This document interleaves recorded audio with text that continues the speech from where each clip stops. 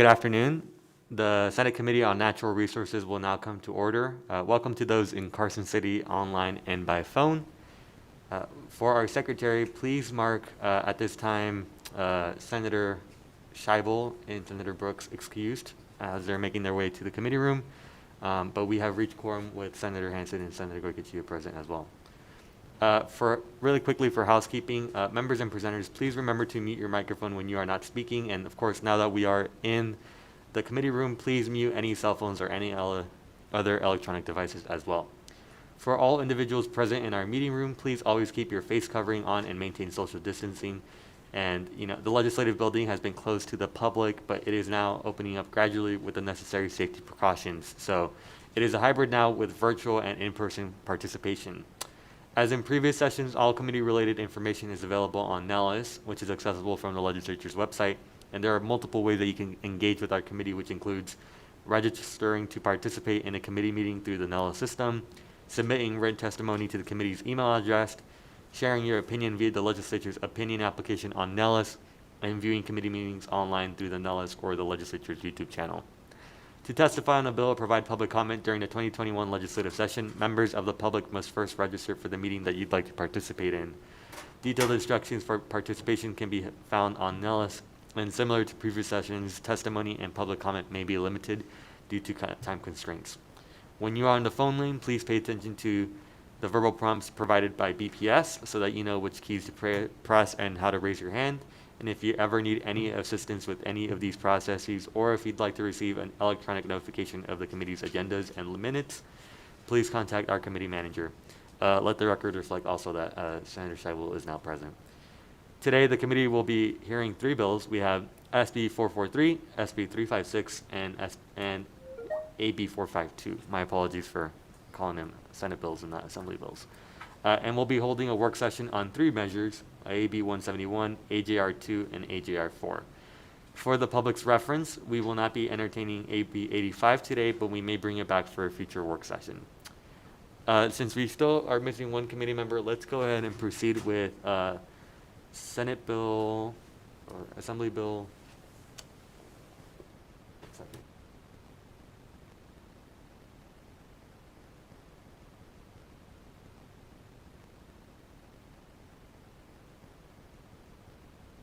We'll start with Assembly Bill 356. I'll go ahead and open the hearing on this bill. This measure makes various changes relating to the conservation of water. Assemblyman Watts is here to introduce AB 356, so please proceed, and of course with the presenters in the order that you would like. So welcome back. Thank you very much, Senator Doñate. Howard Watts for the record, representing Assembly District 15 in Clark County. It's good to see you again. I feel we're trading places between our committees recently. It's my pleasure to help in presenting Assembly Bill 356 for your consideration today. If it's all right with the chair, I'd like to just give a few brief words and introduction of the bill and the concept, and then turn it over. We also have some representatives from the Southern Nevada Water Authority who will provide some additional details on the bill and be able to answer your questions. One of the things I'd just like to say is that water conservation is an issue that is particularly important to me. It's something that I have worked hard on both before joining this body as well as in my career as a legislator. And it's one of the most important issues to the state, in my opinion. Many people are aware that we're the driest state in the nation. Nevada, on average, receives just 10 inches of precipitation in a year. Las Vegas is the driest major city in the country, receiving just about 4 inches of precipitation a year. In Southern Nevada, our main source of water is the Colorado River, which we access through Lake Mead. That river also serves 7 states and the nation of Mexico, supporting a multi-trillion-dollar economy, millions of people. The cities of not only Las Vegas, but also Denver, Phoenix, St. George, Los Angeles, as well as supporting major agriculture throughout the region. As anyone who's spent a decent amount of time in Southern Nevada knows, that Lake Mead has been declining. It's been declining ever since I've been around. and the lake levels are pretty low, and forecasts indicate that those declines, given kind of the patterns that we've been seeing, are going to continue, and that puts our community particularly in a challenging position. Southern Nevada has also been innovative in trying to address these problems through the creation of incentive programs and other conservation initiatives, as well as investing in infrastructure to allow us to continue to access our Colorado River supply as the lake levels continue to decline. And we're also entering into a period when we're renegotiating some of the ways that we manage the Colorado River among the various states and stakeholders. So I think now is the perfect opportunity for us to advance another innovative leading initiative in terms of water conservation. And that's what this bill seeks to do in looking to phase out the use of non-functional turf in non-residential developments over the next 5 years. Without being too dramatic or dire, we're looking at cutbacks along the Colorado River system. We're looking at threats not only to Nevada, but again to the region's water supply. And I think it is incumbent on us to lead, and this is a truly leading initiative. And I think that we can serve as an example to other communities and other states in the region by moving this measure forward.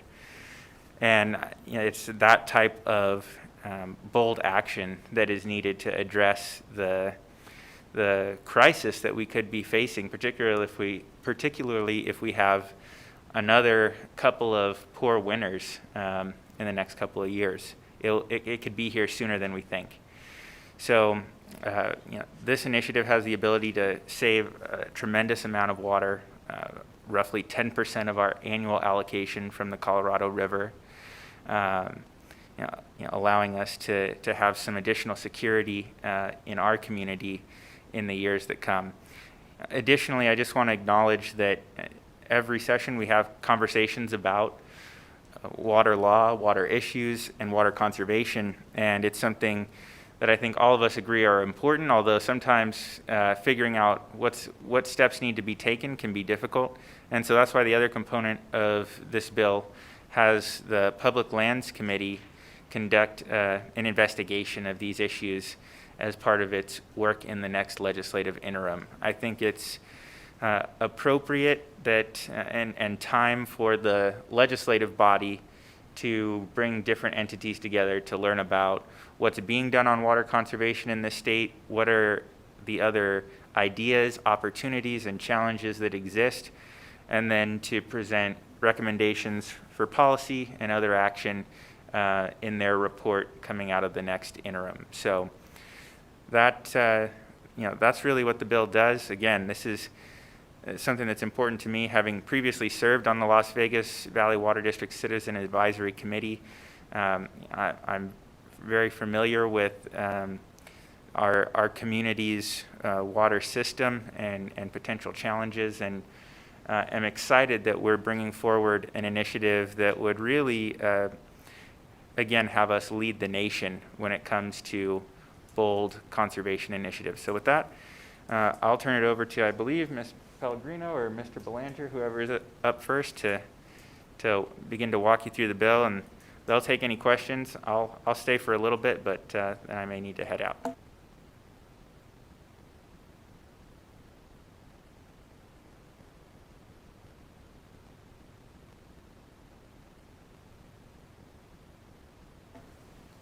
Good afternoon, Mr. Chair and members of the committee. For the record, my name is Colby Pellegrino, and I'm the Deputy General Manager for Water Resources at the Southern Nevada Water Authority. I think Mr. Watts gave a great overview of AB 356, so I'm just going to briefly explain in my own words why I think this is the right time for us to take this next step in water conservation. The Colorado River has faced persistent drought since the year 2000. It's a little hard to message that to the community, the need to continually conserve when you're facing people that are now entering college, and every year of their life we've been saying it's a drought, we need to conserve. Dry weather will continue. When we look at the river, it's fallen over 130 feet since the beginning of the drought. Lake Mead has, and that's where 90% of our water supply comes from for 7 out of every 10 Nevadans. This year is shaping up to be one of the driest years on records, perhaps the driest, depending upon how our monsoon season shapes up. And that's only going to worsen the situation on the Colorado River. Under almost any conceivable hydrology between now and the end of the year, we will be seeing the first federally declared shortage on the Colorado River for the year 2022, which means we take the first reduction in our allocation of Colorado River water ever. Coupled with that, our water use is increasing. Between 2019 and 2020, our water use went up by over 22,000 acre feet in one single year. And that trend is alarming, and it's something that we are taking very seriously and needs to be reversed in order for us to chart a sustainable future. We've taken seriously the drought and our preparations, and we've invested really heavily in things like the third intake pump station. That was a $1.5 billion investment to ensure that we could pull water from Lake Mead at any elevation. But despite those efforts, we still need to work on the water use side of the picture. We've been offering cash incentives of $3 a square foot, which is our incentive today, but those incentives at various amounts have existed for over 20 years. We've been successful. We've removed about 5,000 acres of turf from the Las Vegas Valley since the inception. But there's still about 12,600 acres of turf that remain in the Las Vegas Valley. Of that, about 7,600 acres is turf that we think needs to stay there for quality of life, for recreation, things that people are out using and playing on. And certainly what's in folks' homes is not being addressed in this bill. But the other 5,000 acres of what we call non-functional turf is what we think it's time to accelerate the removal of. We don't have 20 years to go after this last 5,000 acres. And we think this bill will really accelerate our ability to make those adjustments in the community. This water that's used to irrigate those 3,900 acres, as Mr. Watch mentioned, is nearly a water savings of 10% of our allocation of Colorado River water, and about the same amount as when we reach the deepest shortages under the existing guidelines. It's about equivalent to that. So it's essentially a supply of water that exists within our community that will help us sustain future shortages on the Colorado River. So we think the time allowed gives the community time to adapt and respond in a responsible way. And I really like the committee component and having the committee help guide us in what these guidelines look like as we move forward with the implementation. So I'm going to stop there, and I'm happy to answer any questions you might have. And otherwise, I'm going to let Andy Bellinger walk you through the provisions of the bill specifically.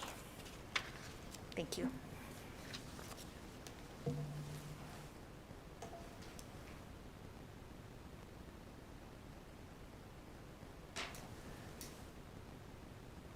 Thank you, Mr. Chair, members of the committee. Andy Bellinger with the Southern Nevada Water Authority.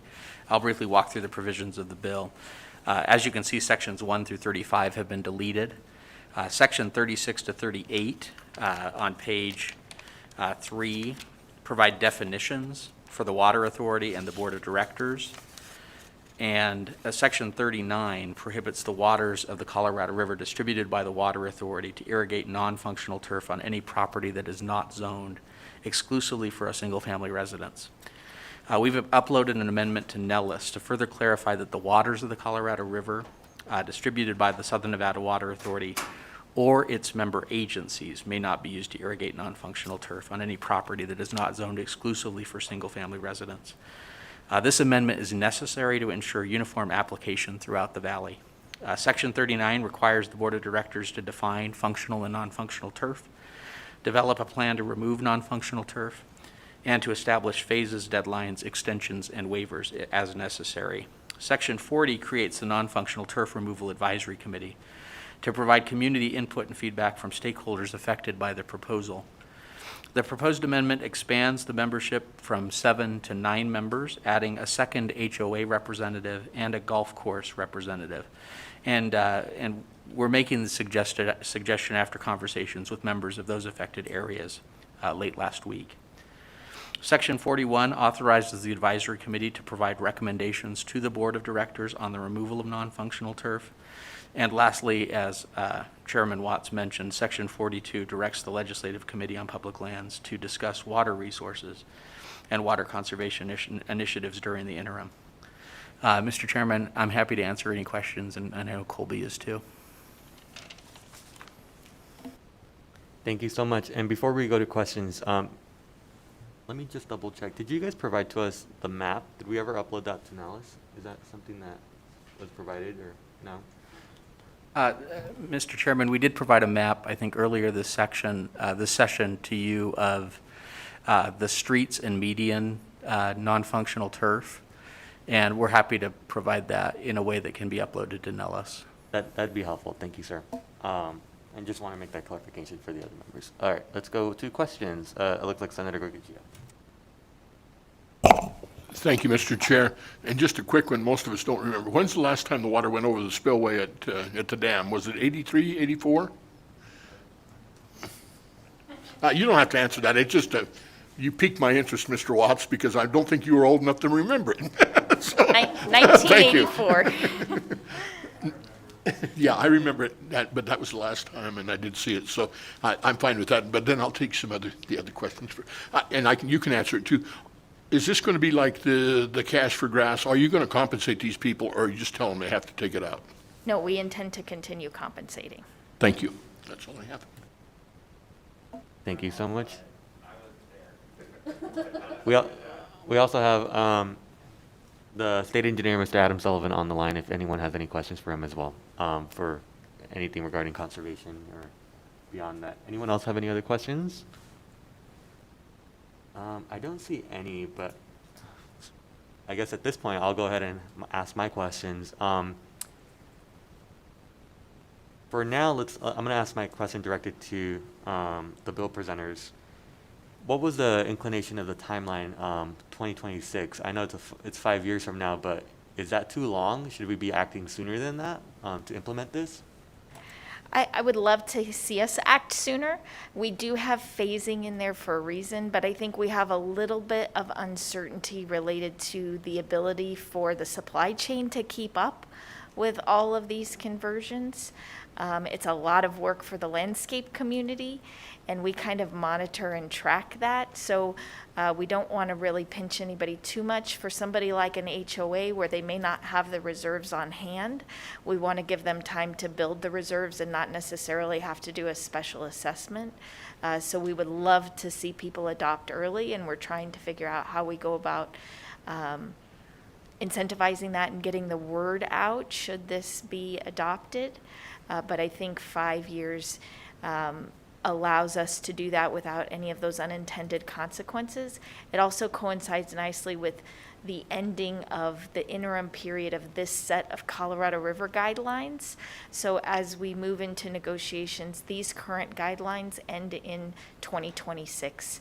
So we will essentially have the hard work accomplished when we enter into the next set of guidelines, which will undoubtedly likely entail larger shortages for the state.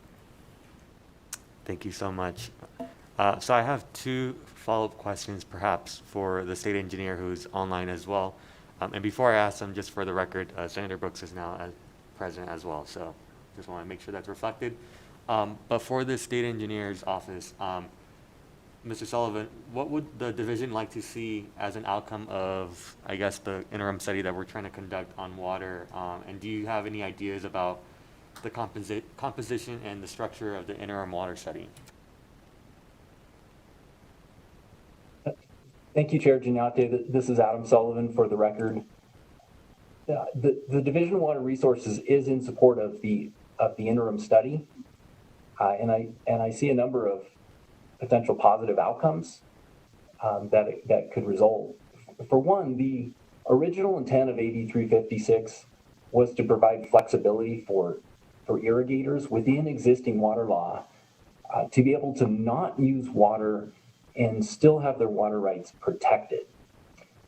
So I could see this interim study being a way to advance that objective and allow plenty of time to vet the different concerns that were expressed during testimony in front of the Assembly. Secondly, I think a positive outcome of the study could be towards clarifying the intent of the critical management area designation and options for the locally developed groundwater management plans that are required to remove that critical management area designation. Additional objectives that I could see could promote conservation in all different manners of use, not just irrigation, or could promote protection of environmental water needs. So I really do see a broad spectrum of potential positive outcomes from the study.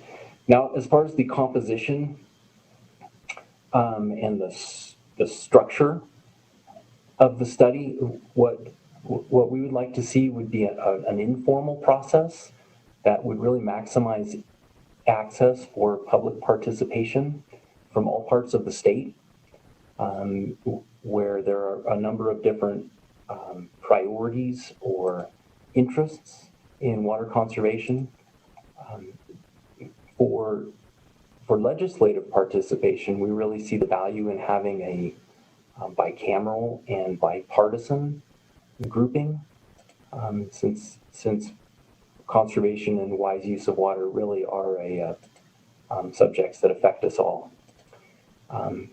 And lastly, the Division of Water Resources is committed to participating as needed or as requested by the legislative committee. And thank you for the opportunity to provide those comments. Thank you, sir. Any other comments or questions before we move forward? Seeing none, let's go ahead and to the phone lines and to testimony. So as a reminder, we will be limiting all testifiers to 2 minutes each, and testifiers are encouraged to summarize their positions. Let's go with in the room. So we're at support testimony, so please state your name for the record, and you may begin. Thank you, Chair Donate and members of the committee. I'm Nicole Rourke. I'm the Director of Government and Public Affairs for the City of Henderson, and we are here in support of AB 356. We see the removal of non-functional turf as a critical step to addressing our current water resource challenges and the prolonged drought conditions that have persisted in southern Nevada. Replacing non-functional turf will advance southern Nevada's water conservation efforts as community water use increased last year by approximately 7 billion gallons, and there is concern that continued water use increases at that level would be unsustainable for our community. The removal of the 5,000 acres of non-functional turf in the Las Vegas Valley identified by the Southern Nevada Water Authority would save over 12 billion gallons of water annually, which is enough to supply 74,000 homes. The City of Henderson has already replaced 2 million square feet or 46 acres of non-functional turf and is committed to continuing to work with SNWA under their incentive plan to remove this turf in an effort to improve water conservation in southern Nevada. Thank you. Thank you so much. Seeing no one else in the room wanting to testify in support, let's go ahead and keep going to the phone line. So BPS, is there anyone wishing to provide testimony in support to AB 356? Thank you, Chair Donate. To testify in support on Assembly Bill 356, please press star 9 now to take your place in the queue. Caller with the last 3 digits, 232, please slowly state and spell your name for the record. You have 2 minutes and may begin. Thank you, Chair and members of the committee. For the record, my name is David Dazlich, D-A-Z-L-I-C-H, Director of Government Affairs with the Vegas Chamber. Here today testifying in support of 356. We believe this is a common sense measure, and it will be a cost-effective way to help address some of the water shortage challenges that we face in Clark County and more broadly in Southern Nevada. We would urge a yes vote. Thank you.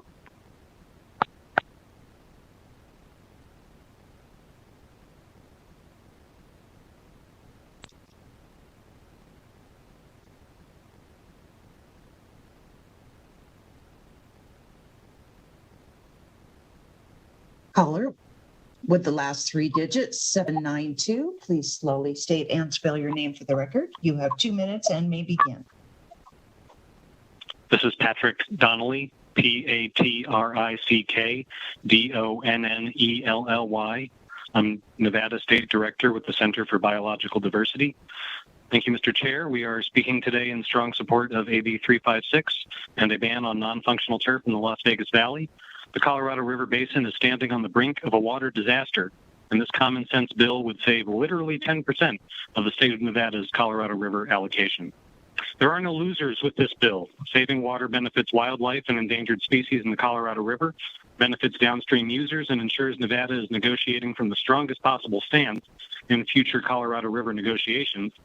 And meanwhile, it does not appreciably affect the quality of life for people in the Las Vegas Valley. This measure also has importance beyond just the valley itself. Other states, other water purveyors are going to be looking up and down the river to see what the best practices are for using the precious resource of Colorado River water. And with this bill passed, they would be able to look to Southern Nevada as an example to follow for conserving this precious resource. So please pass this bill. Thank you.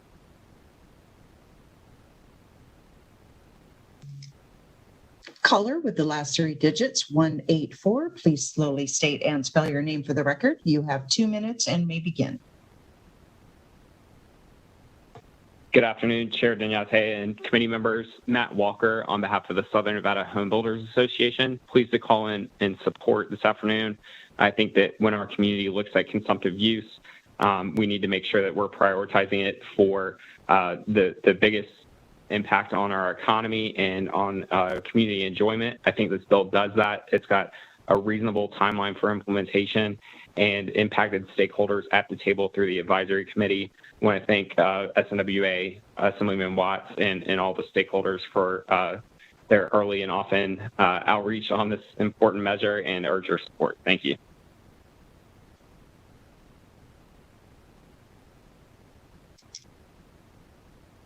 Caller with the last three digits, 380. Please slowly state and spell your name for the record. You have 2 minutes and may begin. Thank you, Mr. Chair and members of the committee. For the record, Kelly Crompton, representing the City of Las Vegas. That's KELLYCROMPTON. We are in support of this bill and thank the SNWA for reaching out to us early about the amended language. The City of Las Vegas is currently in the process of their 2050 Master Plan revision, and that 2050 Master Plan specifically removes all non-functional turf as a necessary water conservation member. Components of the plan rely heavily on water efficiency in anticipation of greater population growth and visitation to the region. Therefore, we are already in the process of some of the provisions of this bill and appreciate the Southern Nevada Water Authority bringing those provisions to the bill. Thank you very much.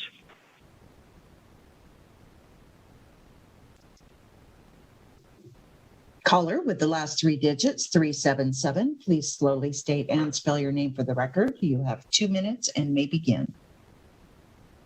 Chair Dunyate and members of the committee, my name is Jana Moan, JAINAMOAN, and I'm the External Affairs Director for the Nature Conservancy in Nevada. We are here to testify in support of reprint 1 of AB 356 that would require the removal of non-functional turf irrigated with Colorado River water and distributed by the Southern Nevada Water Authority. We appreciate that this mandate includes the formation of an advisory committee to oversee implementation comprised of diverse interests, including representation from an environmental organization.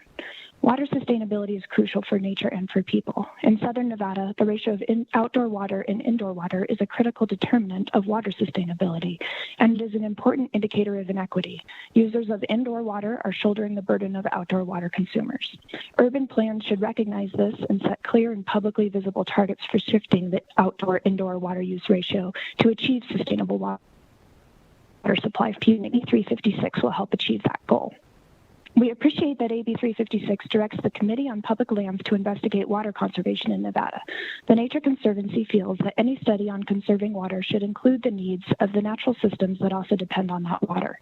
Water in Nevada has outsized importance for freshwater and terrestrial biodiversity, supporting ecosystems from wetlands to riparian and upland areas. These ecosystems also benefit people in many ways, purifying water, storing carbon, providing recreation and economic benefits, and sustaining cultures and livelihoods. We believe that it is possible to provide water for human needs while conserving plants and wildlife. Accounting of water for ecosystem and environmental needs should be a cornerstone of water planning and a critical part of a study on water conservation.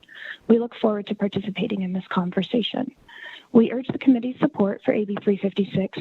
Thank you so much for hearing our testimony.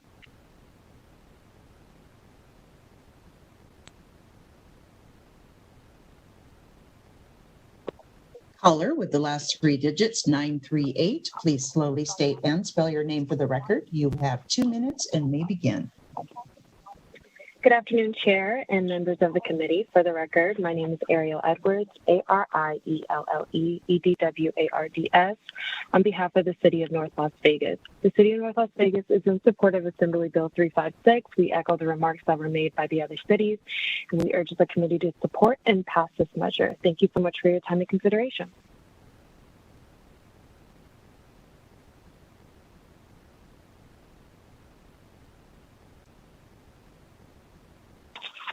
Caller with the last three digits, 735. Please slowly state and spell your name for the record. You have 2 minutes and may begin. Good afternoon, Chairman Doñate and members of the committee. For the record, Justin Harrison, JUSTINHARRISON, representing Clark County, here today in support of Assembly Bill 356. Clark County supports the replacement of non-functional turf. It remains one of the most inefficient uses of water in the Las Vegas Valley. Responsible water use is vital to the economic security and sustainability of Southern Nevada, and passage of AB 356 will enhance water conservation throughout the region. Replacing non-functional turf with water-smart landscaping is also a key strategy in Clark County's all-in sustainability and climate action plan. To that end, Clark County is working with SNWA to replace non-functional turf with other forms of green infrastructure at our facilities, thereby reducing water use in county operations, minimizing the county's contributions to the urban heat effect, and cleaning the air that we all share. With this, Mr. Chairman, committee members, we would urge your support and passage of the measure. Thank you.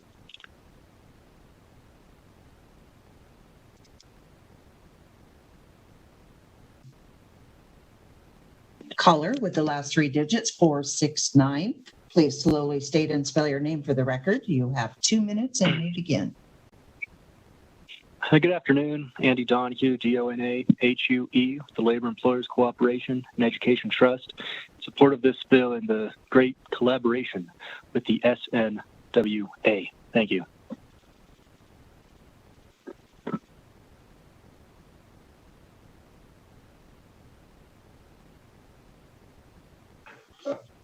Caller with the last three digits, 155. Please slowly state and spell your name for the record. You have 2 minutes and may begin.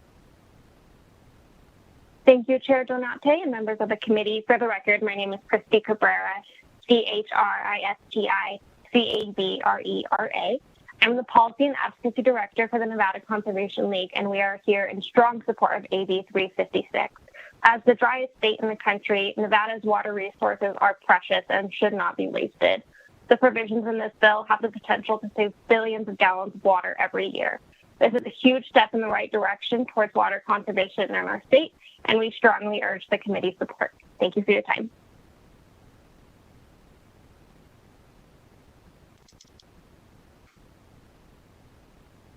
Caller with the last three digits, 662. Please slowly state and spell your name for the record. You have 2 minutes and may begin. My name is Kyle Roerink, Kyleroerink. I'm the Executive Director of the Great Basin Water Network. Chairman Doñate and members of the committee, we support this bill. I just want to echo a lot of what Ms. Pellegrino with the SNWA said.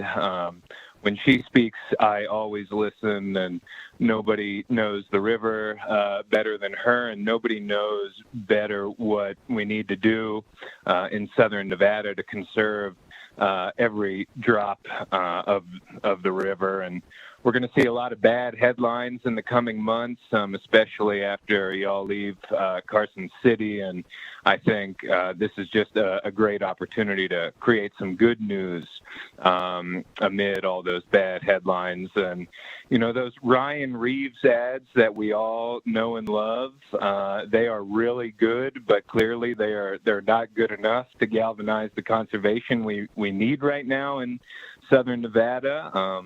You know, this bill, it's not going to cost the state a cent, but if we don't act, it will cost us precious amounts of water. And so I want to thank everybody who's worked on this and just ask you all to support the bill. Thank you so much.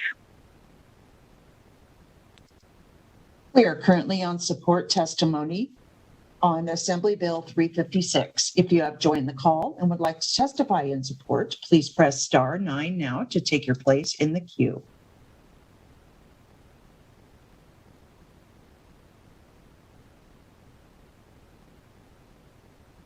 Chair, there are no additional callers in support at this time. Thank you so much, BPS. Let's go to opposition next. Seeing no one in the room, BPS, is there anyone on the phone lines wishing to provide opposition testimony? Thank you, Chair. To testify in opposition on Assembly Bill 356, please press *9 now to take your place in the queue.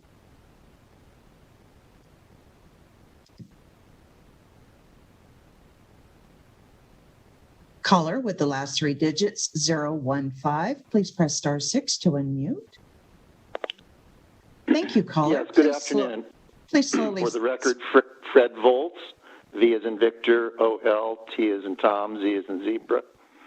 Even with Amendment 342 made to AB 356, the revised version passed by the Assembly does not go far enough in ensuring our water supply will be adequate with the extended drought. Single-family lawns should not be exempt. Ornamental lawns in a desert climate are unsustainable and better left to climates with 40 inches of annual rain. The effective date of this legislation needs to be far sooner than the year 2027. The recommendation would be July 1st, 2022. If 2022 means lawn sprinklers are turned off before renovations are completed, so be it. Non-functional turf needs to be defined by the legislature in the bill rather than leaving this critical pivot point to be decided by the appointed committee. In Boulder City, over half of the total water usage is by the city, largely for the expansive lawns in its parks that are lightly used, but could be classified as functional turf only because someone or a handful of people might walk on them in the course of a day. The same applies to Sunset Park, other major parks, schools, and golf courses around the Las Vegas Valley. Legal water rights mean nothing if there is insufficient supply to allocate. And unfortunately, the past steps taken by SNWA to conserve our tenuous water supply have not gone far enough to ensure when we turn on the tap, water will reliably flow, given the enormous population growth since the last Colorado River Compact update was made. Thank you. We are currently in opposition testimony on Assembly Bill 356. If you have joined the call and would like to testify in opposition, please press *9 now to take your place in the queue.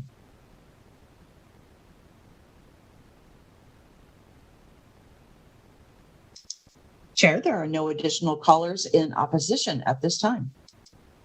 Thank you so much, VPS. Last but not least, is there anyone in the room for neutral? Seeing none, let's go to the phone lines. Thank you, Chair. To testify in neutral on Assembly Bill 356, please press star 9 now to take your place in the queue.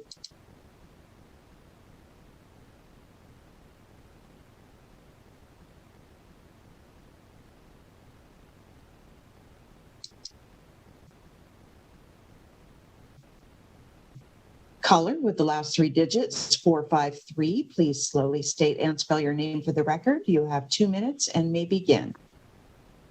Thank you, members of the committee. My name is Tanya Bates, TonyabAtes. I am the co-chair of CAI Nevada LAC Committee. Community Associations Institute Legislative Action Committee represents homeowners, community association boards, and business partners throughout Nevada. A majority of its members are from the Las Vegas area, which enjoys the greatest concentration of community associations in the state. These community associations include some of the oldest neighborhoods in Las Vegas, many of which were approved for development with green space common areas.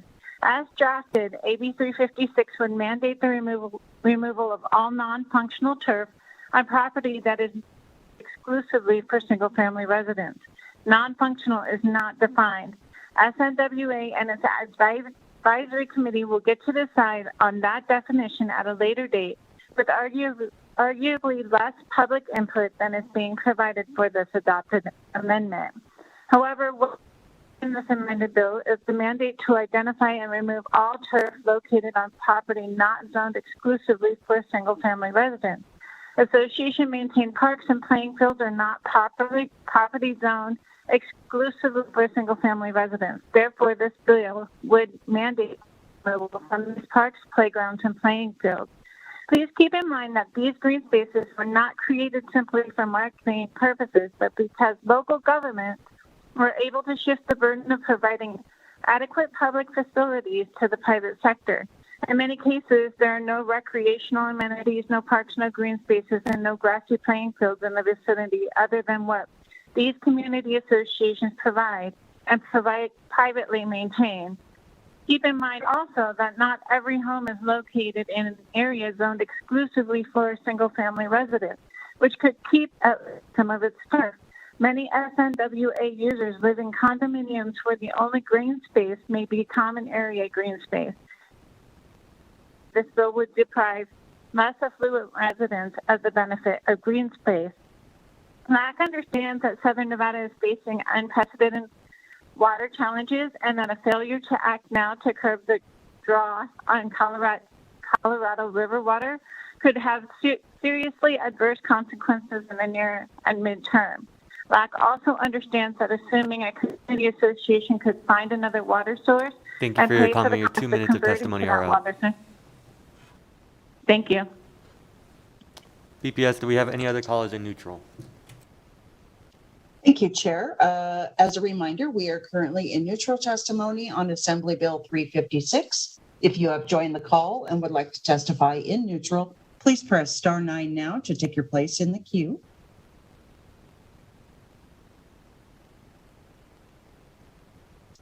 Chair, there are no additional callers in neutral at this time. Thank you so much. Assemblyman Watts, closing remarks.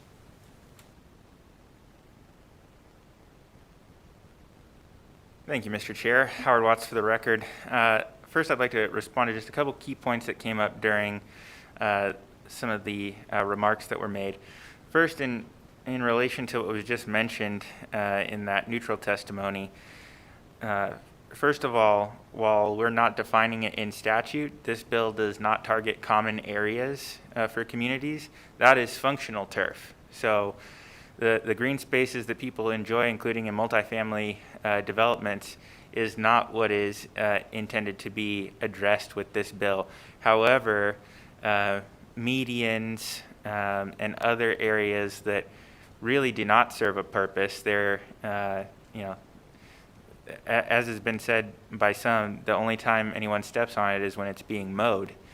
That's the turf that we're looking to address under the provisions of this bill.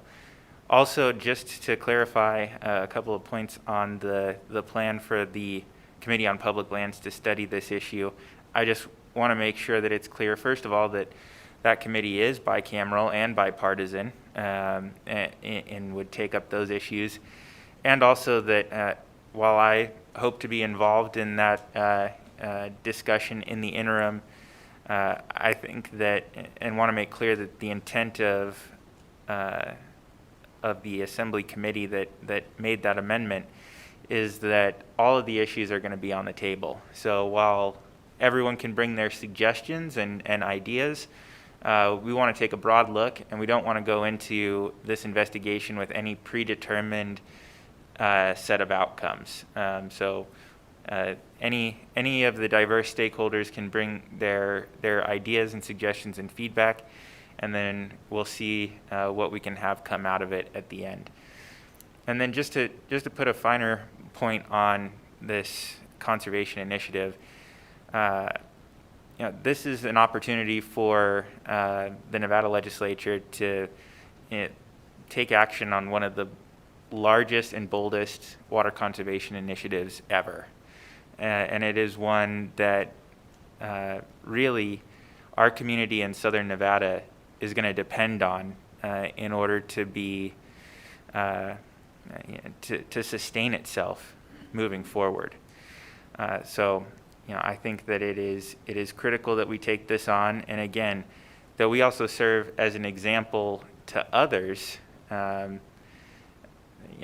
the Colorado River and help push them into taking on some of these initiatives as well, because ultimately, at the end of the day, these are the type of bold conservation measures that we are going to need in order to allow all the communities along the Colorado River and across Nevada and across the West in order to survive and thrive for future generations. So with that, unless you guys have anything? All right, with that, I thank you for your time and consideration and urge your support of Assembly Bill 356. Thank you. Thank you so much, Assemblyman Watts, and of course to the stakeholders. I love it. I love having this conversation on water conservation. As a young millennial / Gen Zer, I don't know where I fall, but the only thing I've ever known is that bathtub ring on Lake Mead, and it's pretty unfortunate. So I think anything that we can do to prevent a public health crisis from a water shortage is the right conversation. So thank you for working on this and bringing it forward. Let's go ahead and move to our work session since we have all our members at this time. I'll go ahead and remind everyone that we will not be taking any testimony at the work session. However, I may call on someone as necessary to answer questions from committee members. I mentioned earlier that we're not going to do Assembly Bill 85, so let's switch to Assembly Bill 171. This bill establishes certain protections for certain swamp cedars. Ms. Rudy, please proceed when you are ready. Oh, and before we begin, I'll just, again, sorry, I forgot one thing. I'll close the hearing on AB 356. That way we can work and move to the work session. Thank you, Chair Doñate. This is Jennifer Rudy, Committee Policy Analyst. The first bill on the work session is Assembly Bill 171. It declares that it is the policy of the state of Nevada to protect the Spring Valley population of Rocky Mountain junipers, known as swamp cedars, that occur within the Basawabi traditional cultural property in White Pine County. The bill makes it unlawful for any swamp cedar within that property to willfully or negligently be cut, destroyed, mutilated, or removed without first obtaining a special permit from the state forest or fire warden. The bill also revises the existing exemption for Indians native to Nevada who gather flora for certain reasons to remove the requirement that such Indians be native to Nevada. There are no amendments for this measure. Thank you, Ms. Rudy. Committee members, any questions on this bill? Senator Gogochia. Thank you, Mr. Chair. And although I'm extremely, sensitive to the swamp cedars, I'm very familiar with them, and I've seen them for a long time. But I'm very concerned about the provisions in 171. I don't see the mechanism we have to withdraw that piece of ground by statute. Clearly, it's public domain, and I don't know how we put the restrictions on either on those trees, which technically grow everywhere. So if maybe the sponsor wants to respond to that. Thank you, Senator Gogochia. Assemblyman Watts. Certainly. Thank you for that question, Senator Gogochia. Again, Howard Watts for the record. The provisions of AB 171, again, mirror other provisions within that chapter of NRS, which, again, allow the state to, again, we're not creating a land management policy that says that those trees can, under no circumstances, be taken, but we are saying that they would have to go through an additional process of getting a permit from the state forester fire warden, and the forester fire warden would lay out the regulations. Again, we have a similar process in place for cacti, yucca, Christmas trees, and then of course the fully protected species, which is one of the hallmarks of that chapter. So we've already applied those provisions, and I think since it again does not make a clear land management declaration for that area, but instead simply says that this particular species that occurs within this particular area, if someone wants to, is going to have to go through an additional process to help try and weigh out kind of those costs and benefits and then get a permit, I think is in line with our state's authority. And so that's how we work to manage that, to make sure that it was within the level of authority that the state already has. And I appreciate that, and I thank you, sir, but I wasn't at the hearing. I think was gone on another bill when you actually presented this, so I apologize for the questions. I don't want to take a lot of time. But again, we're talking about a species that is not yucca or cacti. Again, this the Rocky Mountain juniper, just because it's growing in a wet spot, is not a protected species. And this is still multiple use, this land out there. So I'm very concerned about voting for this, so I apologize. And thank you for that. If I may briefly, Howard Watts for the record. I appreciate that. And again, that's why we've also clearly defined the geographic area. So this protection does not apply to Rocky Mountain junipers throughout the rest of the state. It's particularly within the confines of that area. And based upon their unique cultural significance, they are ecologically significant too, growing on the valley floor.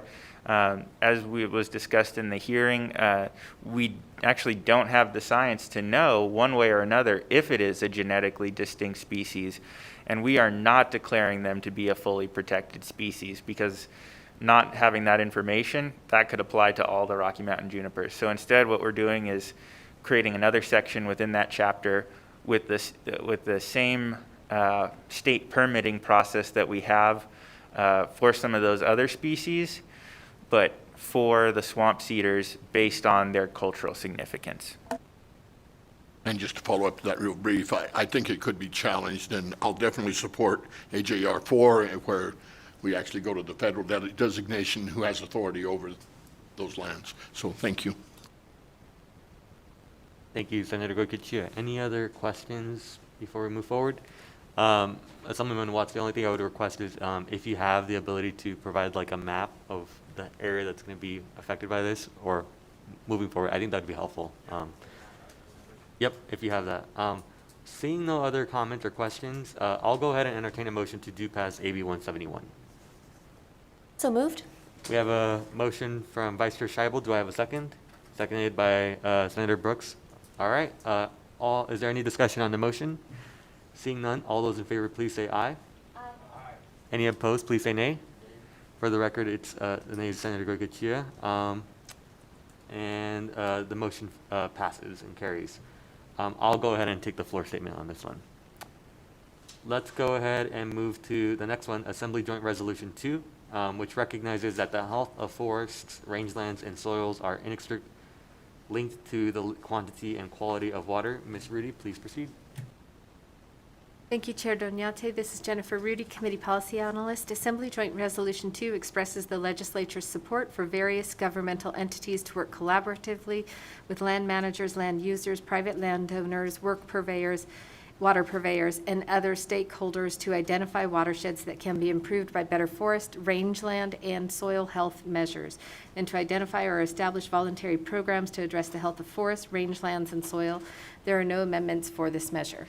Thank you. Thank you so much, Ms. Rudy. Do we have any questions from the committee members? Seeing none, I'll go ahead and entertain a motion to do pass AJR 2. We have a motion from Senator Brooks. Do I have a second? We have a second from Senator Goycochea. Is there any discussion on the motion? Seeing none, all those in favor, please say aye. Any opposed, please say nay. Motion carries. I'll go ahead and give this to Vice Chair Scheibel, if that's okay. Great. And then the last one that we have for today is Assembly Joint Resolution 4, which urges Congress and the President of the United States to protect certain land containing swamp cedars in Spring Valley. Ms. Rudy, please proceed.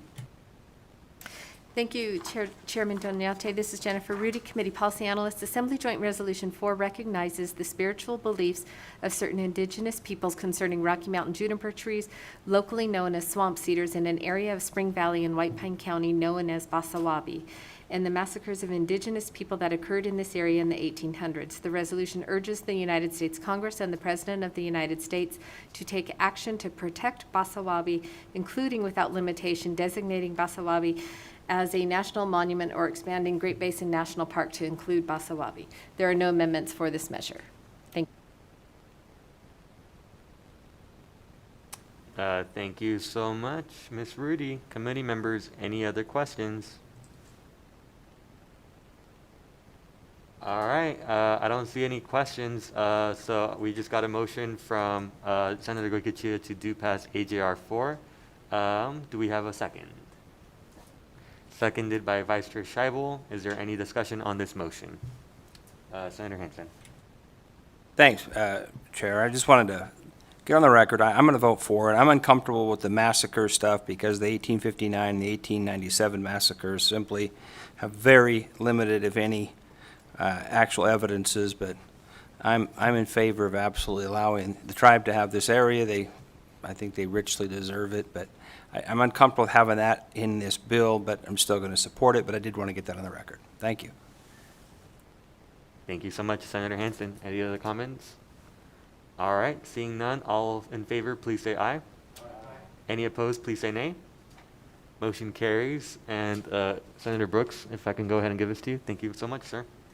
And thank you to the committee members. Let's go ahead and move back in order to the bill presentations that we have. If you give me 1 second. Let's go with Senate Bill 443. I'll go ahead and open the hearing on this bill. This measure makes various changes relating to agriculture. We should have Ms. Megan Brown from the State Department of Agriculture on Zoom who is ready to present, so please proceed.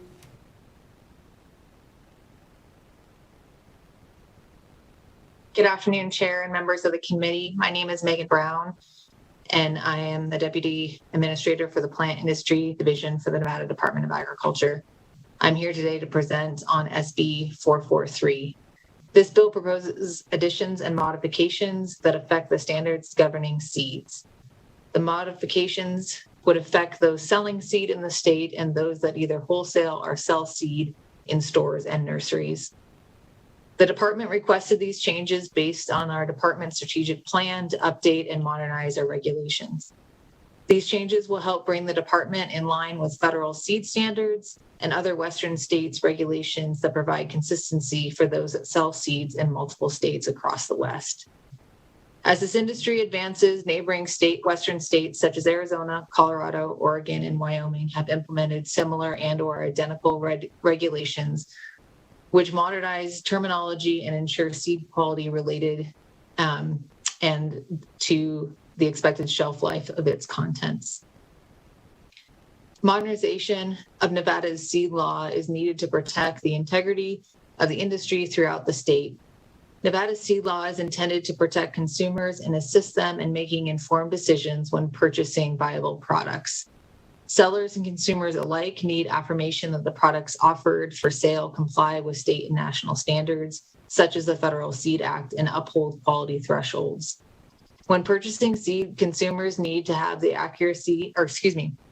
the assurance that the product is free from certain weed species and that the product will perform as indicated on the label.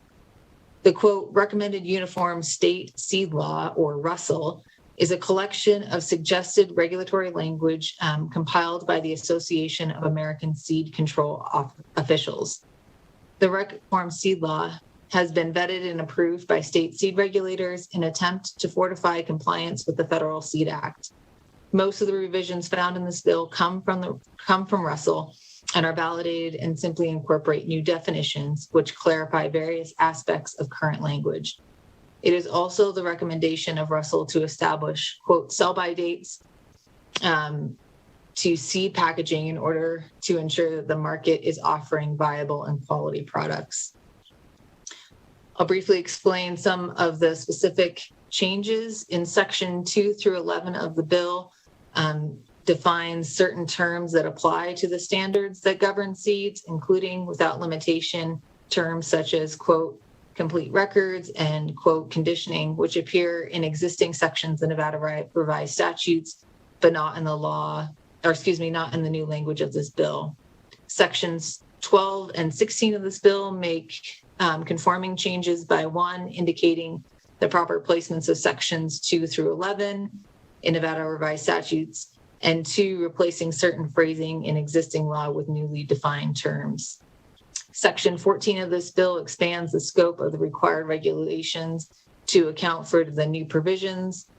Existing law defines, quote, certifying agency in part to mean an agency that is authorized under the laws of the state, territory, or possession of the United States to officially certify seed. Section 13 of this bill defines the certifying agency, which has procedures and standards approved by the United States Secretary of Agriculture to assure the purity and identity of certified seed. Section 15 of the bill requires such containers to additionally bear or have attached in plainly written sell by date, which contains the phrase, quote, sell by date, which for seeds of agricultural crops must not be more than 15 months after the date of the test of germination was completed. And 2, for seeds of flowers, vegetables, herbs, trees, and shrubs must not be more than 12 months after the date test for germination was completed.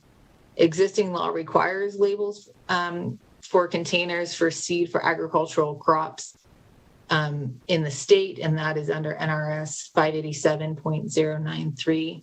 And Section 16 of the bill requires such containers to also include certain additional information if the seeds of agricultural crops contained in containers are coated. Again, Nevada's seed law modernization is needed to protect the integrity of the industry throughout the state. It gives sellers and consumers alike the needed affirmation of the products offered for sale comply with state and federal standards and uphold quality and thresholds. And I'm happy to take any questions.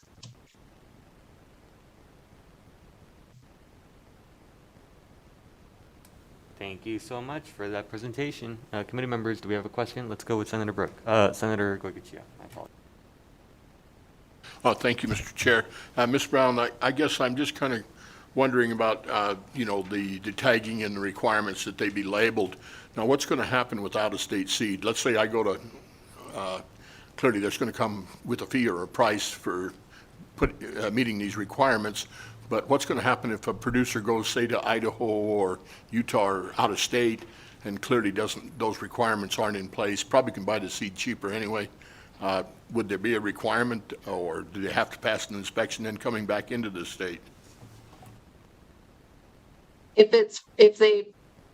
So let me, for the record, Megan Brown, can I get a clarifying question? So Senator Goycochea, are you saying you travel to out of state, purchase seed, then come back into the state and utilize that seed?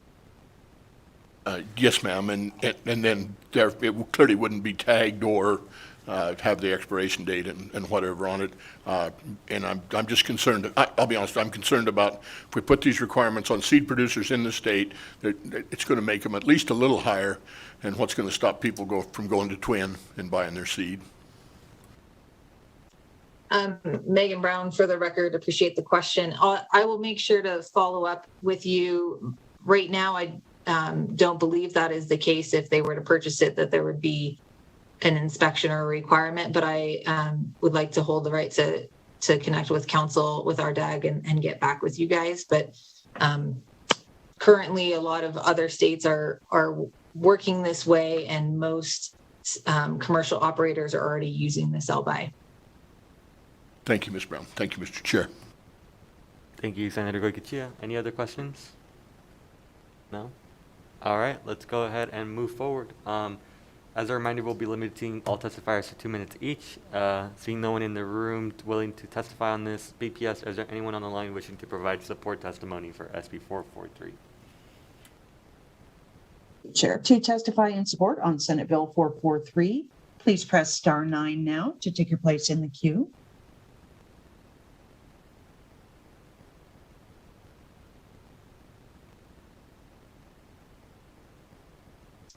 Chair, there are no callers in support at this time.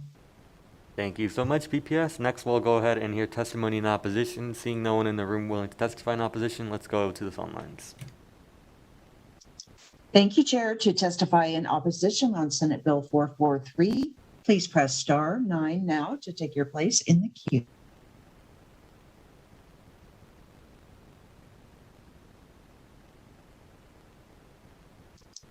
Chair, there are no callers in opposition at this time.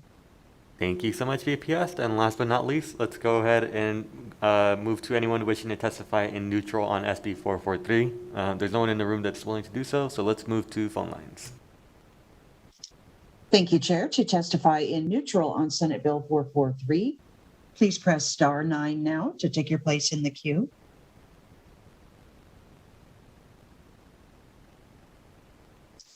Chair, there are no callers in neutral at this time. Thank you so much. Ms. Brown, any closing remarks before we close out? None, thank you. Appreciate the opportunity. Thank you so much. Always a great pleasure to have you here. Let's go ahead and close the hearing on SB 443. The committee will not be taking any action today, but it may bring it back for a future work session. And we've reached the last bill of today, Assembly Bill 452. This measure revises provisions relating to the environmental protection. We have Mr. Greg Lovato and Dr. Kristen Avery from the Division of Environmental Protection on Zoom to present AB 452, so please proceed when you are ready. Good afternoon, Chair Donate, members of the committee. For the record, I am Greg Lovato, Administrator of the Nevada Division of Environmental Protection, introducing Assembly Bill 452, and joining me via Zoom, Nevada State Climate Policy Coordinator Kristen Avery. The purpose of AB 452 is to strengthen reporting requirements regarding greenhouse gas emissions. NDEP is currently tasked with submitting an annual report on current and projected greenhouse gas emissions. However, absent a requirement for certain state agencies and other entities to compile and provide that information directly to NDEP, there is a risk of significant data gaps. AB 452 also provides a funding mechanism to cover costs associated with one position to compile the report. To accomplish this, AB 452 proposes 3 changes to existing statutes. Section 1, paragraph 5 requires certain state agencies and other entities, such as airport authorities and local air quality agencies, to report certain information to NDEP, and will use that information to prepare the annual emissions inventory with the most up-to-date information.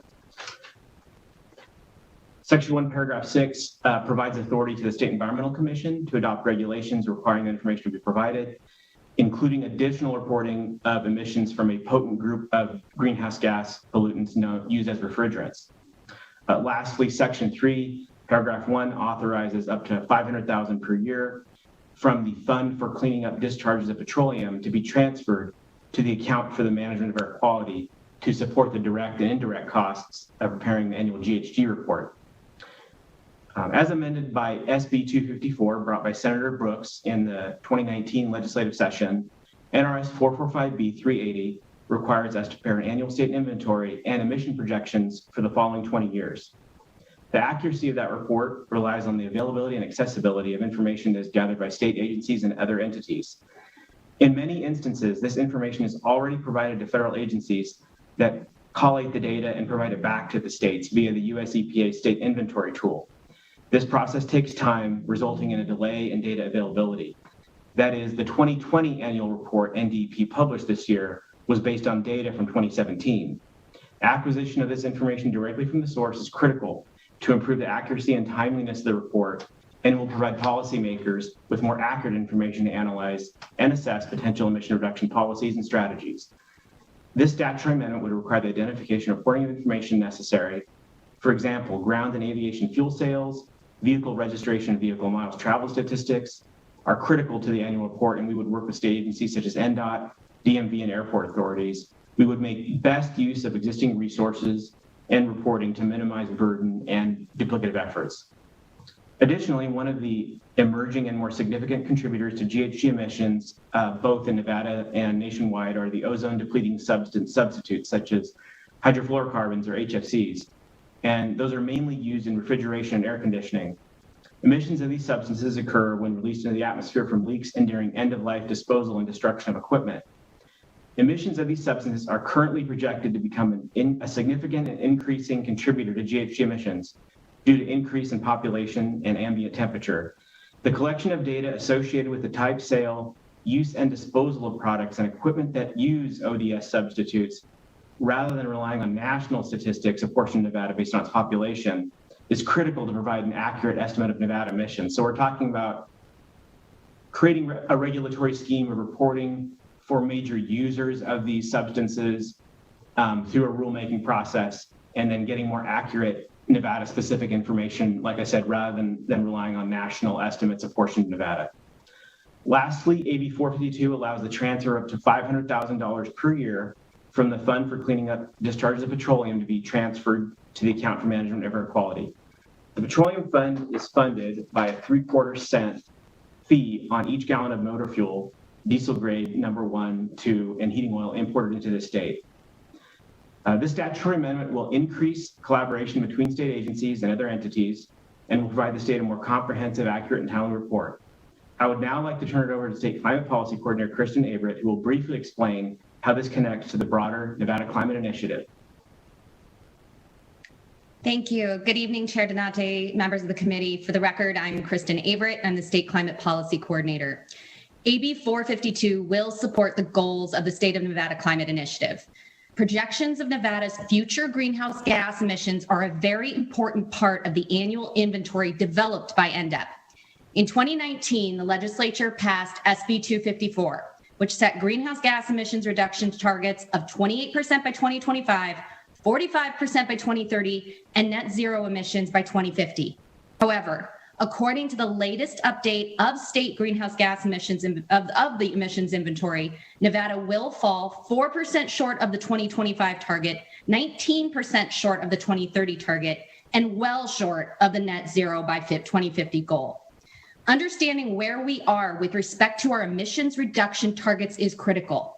The data and modeling by NDEP provide the baseline information that's necessary to identify appropriate policies that will both reduce our emissions and optimize our investments. Simply, we can't manage what we can't count. The importance of a robust, accurate, transparent, and up-to-date greenhouse gas emissions inventory is highlighted in Nevada's state climate strategy, which was released last December. The strategy states the following. Number 1, quote, to support a comprehensive and consistent evaluation of greenhouse gas emissions reduction benefits from policies across the state, Nevada's inventory capabilities would need to expand. Point 2, quote, the individual evaluations of climate mitigation policies within the strategy illuminated additional data needs. In many cases, the impact of a policy, program, or regulation on greenhouse gas emissions could not be estimated because of a lack of data.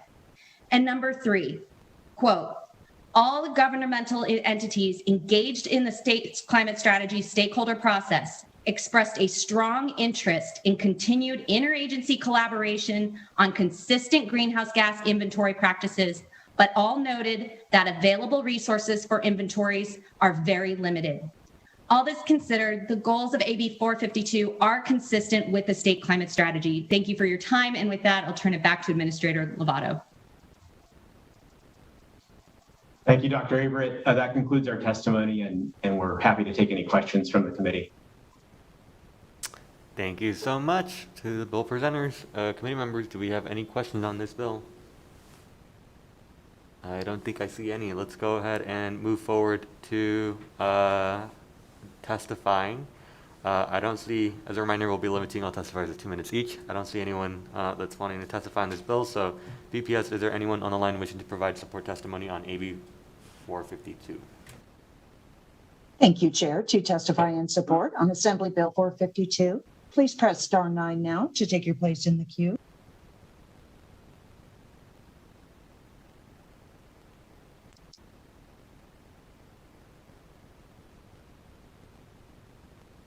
Caller with the last three digits, 155, please press star 6 to unmute.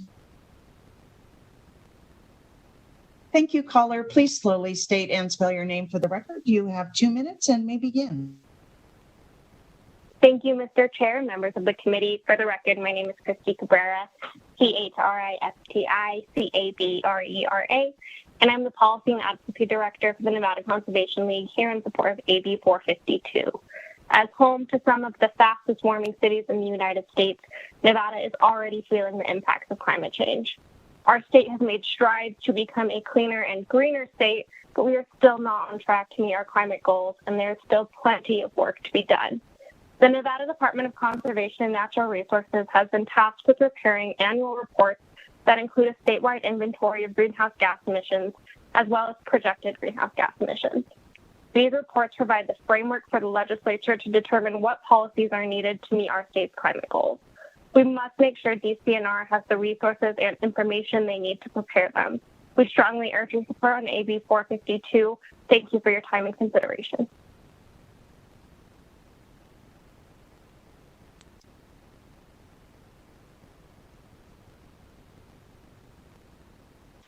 Caller with the last three digits, 451, please slowly state and spell your name for the record. You will have 2 minutes and may begin.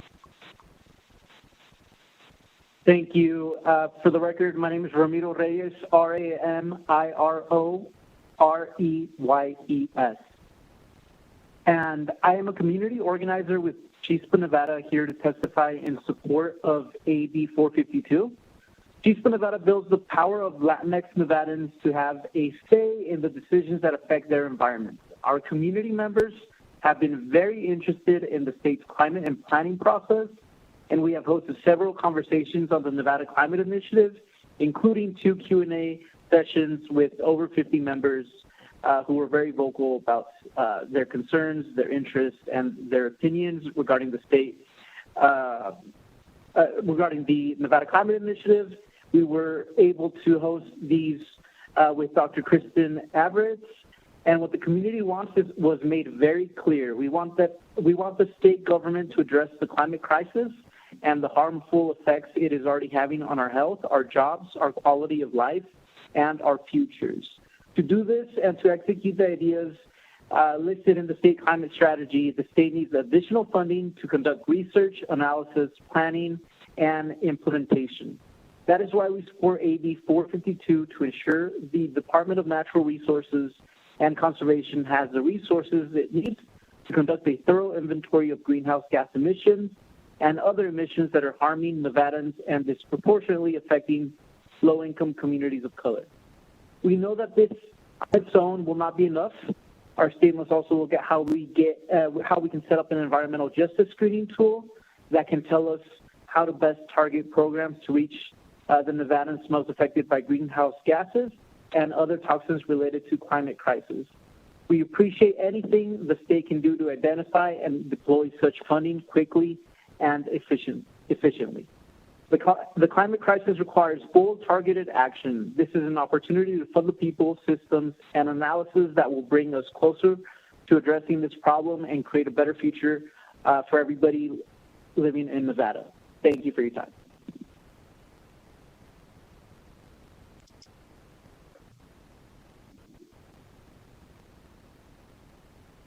Caller with the last three digits, 631. Please slowly state and spell your name for the record. You have 2 minutes and may begin.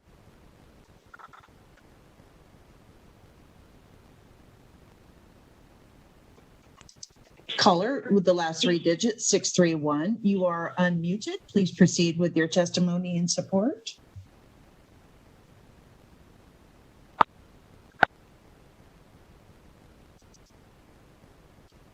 Caller with the last three digits, 631. Please press star 6 to unmute and ensure that your telephone is unmuted on your end as well.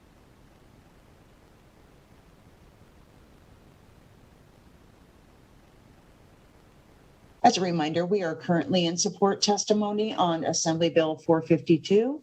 If you have recently joined the call and would like to testify in support, please press star 9 now to take your place in the queue. Caller with the last three digits, 631. We can try this again. Please press star 6 to unmute.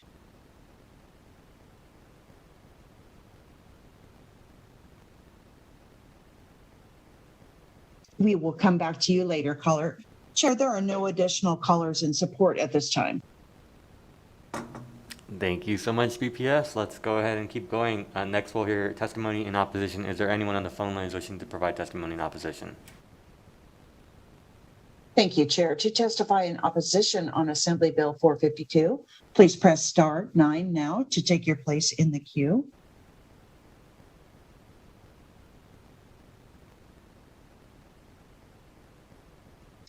Chair, there are no callers in opposition at this time. Thank you so much, BPS. And last but not least, let's go ahead to anyone wishing to testify in neutral on AB 452.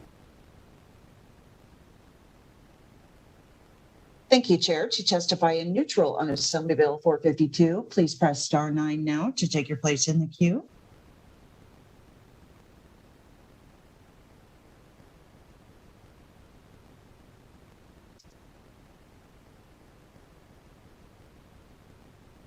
Caller with the last three digits, 631. Please slowly state and spell your name for the record. You have 2 minutes and may begin. Hello, Chair Donate, Vice Chair Scheibel, members of the committee. My name is Christina Billy.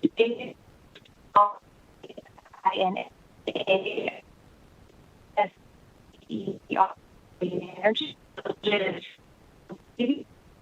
I mean, state roadmap for Nevada State carbon reduction goals, pave the way for green and the energy to reduce our carbon footprint. This bill will support an improved collection of accurate and timely I'm so sorry, ma'am. timely greenhouse gas emissions. I don't mean to cut you off your testimony, but it looks like we're having some communication barriers right now. So if you can, I definitely want to be able to hear what you're saying, but it keeps going on and off. So if you can please proceed to send your testimony in writing, we'd be happy to include that as part of the exhibits. BPS, is there anyone else on the line wishing to provide testimony in neutral? Chair, there are no additional callers in neutral at this time. Thank you so much. So again, to the caller that was trying to call in, please feel free to send that to the committee email listed on the agenda, and we'll be sure to take care of that. To the presenters, Administrator Lovato, any other closing remarks for this bill? No, thank you for listening, and thank you for your support of this bill. We really need this to be a better scorekeeper, and that's, as Kristen Averett said, that's what we need to be able to understand where we're at, where we need to get to. So thank you for your time. Thank you so much. At this time, I'll go ahead and close the hearing on AB 452. Again, the committee will not be taking any action today, but it may bring it back for a future work session. Let's go ahead and close out with public comment. I'll go ahead and call for public comment at this time. So please limit your comment to 2 minutes each. BPS, is there anyone wishing to provide public comment? Thank you, Chair. We are currently on public comment. If you have joined the call and would like to provide public comment, please press star 9 now to take your place in the queue.